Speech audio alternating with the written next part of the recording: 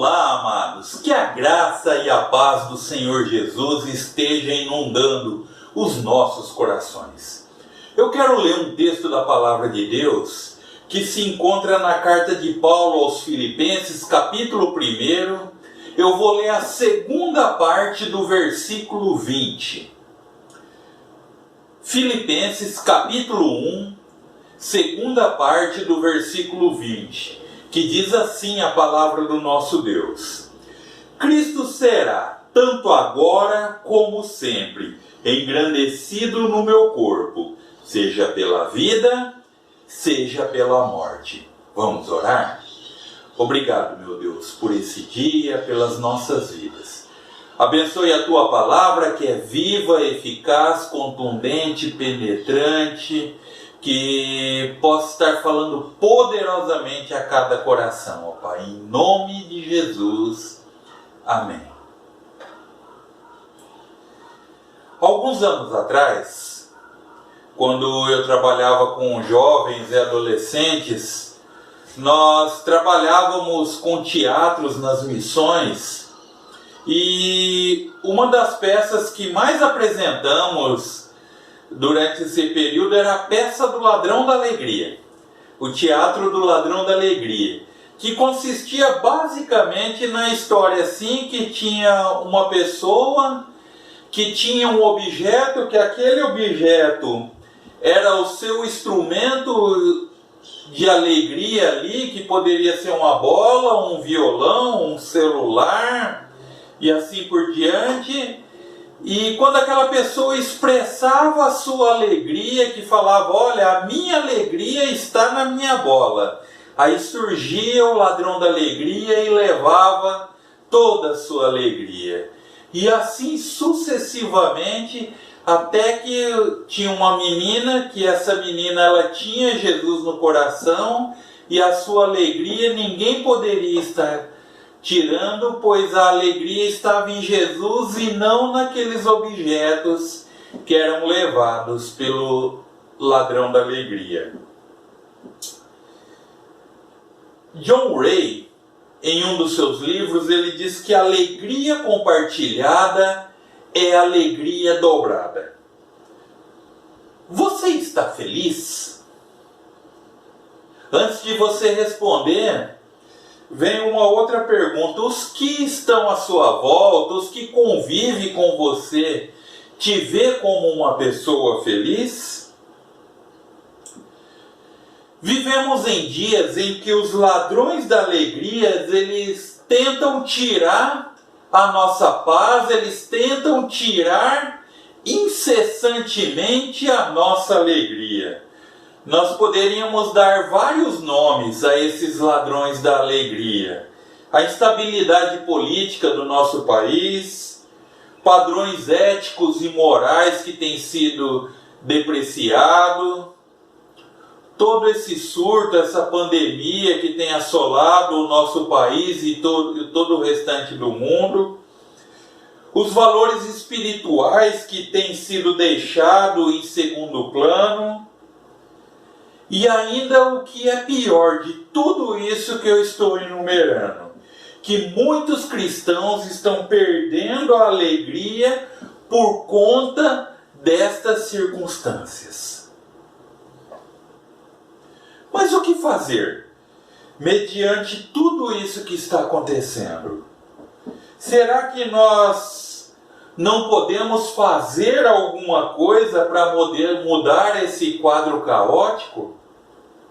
O texto que nós lemos, embora que pequeno, mas traz um conteúdo fantástico que nos mostra 3 armas que podemos usar para vencer os ladrões da alegria que tentam nos assustar dia após dia. Primeira arma que Paulo nos mostra nesse texto é a motivação, pois ele diz assim: Cristo será tanto agora como sempre. Esses dias de quarentena têm sido dias proveitosos também para quem não tinha tempo, agora está tendo tempo também para fazer coisas boas em famílias, inclusive assistir um bom filme, inclusive estar lendo bons livros, estar colocando sua leitura bíblica em dia. E um dos livros que eu recomendo para toda a família estar assistindo chama Desafiando Gigantes. Esse filme, ele narra a história de um homem que nada na sua vida dava certo. Ele tinha um carro que vivia lhe dando problema, ele tinha um emprego que ele vivia insatisfeito naquele emprego, ele tinha uma casa que vivia dando problema, inclusive tinha até um rato morto dentro da sua casa. Ele e sua esposa tentavam ter filhos e não conseguia. Enfim, nada na vida daquele homem dava certo, até que ele resolveu colocar tudo nas mãos de Deus. Aí as coisas começaram a acontecer. E em dado momento do filme, fique tranquilo, eu não vou contar o filme inteiro, mas em dado momento daquele filme, após insistentemente a esposa desse homem ter feito vários testes de gravidez e todos dando negativos, ela chegou e antes de abrir o teste, ela fez a seguinte oração: Senhor, mesmo se o Senhor não me der filhos, mesmo assim eu te amo. É interessante que a motivação daquela mulher, ela quis demonstrar com essa oração que era outra, que mesmo se ela não tivesse filho, a motivação principal da alegria dela seria o Senhor. A sociedade brasileira tem experimentado uma supervalorização do que é visível e do que é exterior. Basta você ligar a televisão, claro que nos dias de hoje nem tanto, né? Mas nós vemos ofertas de cura, nós vemos ofertas de prosperidade, nós vemos ofertas de autopromoção, exaltação mais do ter do que do ser. E até abre-se um parênteses aqui. Quando se surge uma situação assim de proporções mundiais, como essa que nós estamos enfrentando, de que vale você ter muito dinheiro? De que vale essas ofertas falsas de cura, sendo que milhares de pessoas têm perecido? Nós temos que estar atento. Qual tem sido a sua verdadeira motivação? A carta de Paulo aos Filipenses, ela é um exemplo disso, que ela é conhecida como a carta da alegria, como em algumas outras mensagens que nós pregamos. Paulo, quando escreveu aos Filipenses, ele estava preso em Roma, mas mesmo assim essa situação de cárcere não impedia que ele fosse uma pessoa motivada, não impedia que ele fosse uma pessoa alegre, pois ele falava: Cristo será tanto agora como sempre, pois a sua alegria não dependia se ele estava preso ou se ele estava solto, se ele estava saudável ou se ele estava passando por uma enfermidade. Há uma grande diferença, amados, em ser alegre ou você estar alegre, percebe? Paulo, ele era um cristão motivado, pois a sua alegria não dependia da circunstância. Qual tem sido a sua motivação em servir ao Senhor? Você tem servido ao Senhor com alegria somente quando tudo vai bem na sua vida? Você tem estado alegre na presença de Deus somente quando tudo está ocorrendo nas mil maravilhas na sua vida? se desejamos vencer as lutas que nos são propostas, nós precisamos estar motivados.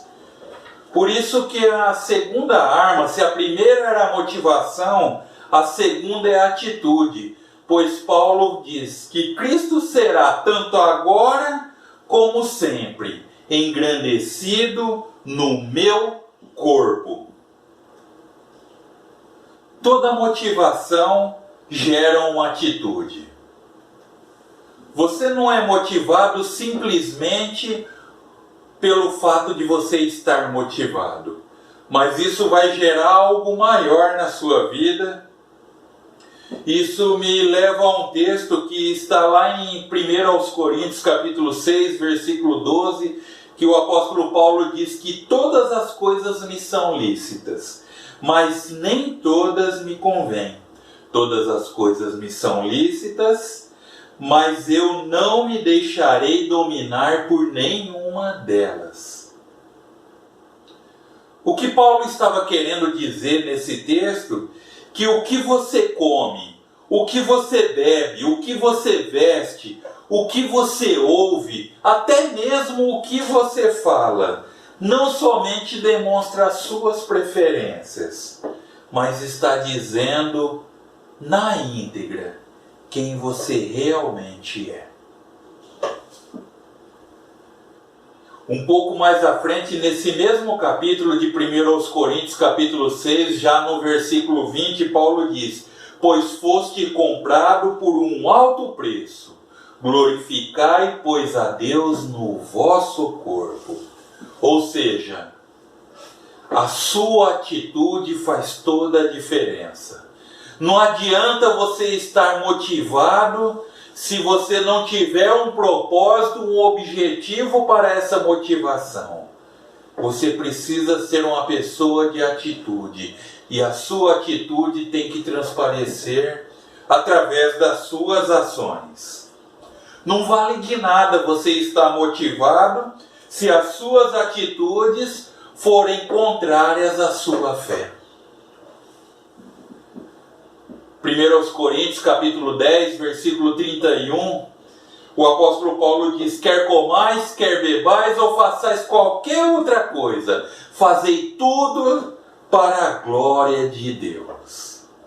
Quando você tem a atitude de, nos mínimos detalhes da sua vida, você fazer tudo para a glória de Deus, as coisas começam a acontecer e cada vez mais ficarão distantes aqueles que têm ceifado, que têm roubado a sua alegria. Pois você é uma pessoa motivada e você é uma pessoa com atitude, pois você está demonstrando em quem você realmente acredita. Motivação, atitude e a terceira arma para você vencer os ladrões da alegria é o amor. Pois Cristo será engrandecido desde agora e para sempre no meu corpo, seja pela vida, seja pela morte. Paulo Debes, parafraseando 1 Coríntios 13, ele diz o seguinte, que de todos os caminhos que se pretende trilhar, nada mais sublime do que o fato de amar. O verdadeiro amor, ele é uma atitude que nos motiva a viver ou morrer por aquilo que nós acreditamos. Nos primeiros versículos da carta de Paulo aos Filipenses, dos versículos 1 ao 11, Paulo ele revela o seu grande amor por aqueles irmãos ali em Filipos.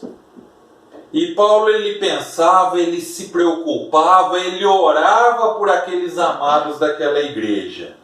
E esses textos nos mostram não somente a relação que Paulo tinha com aquela igreja dos Filipenses, mas também demonstra a sua visão direcionada por Deus, pois o Senhor não somente ele começa uma maravilhosa obra em nós, mas Ele termina aquilo que Ele começa.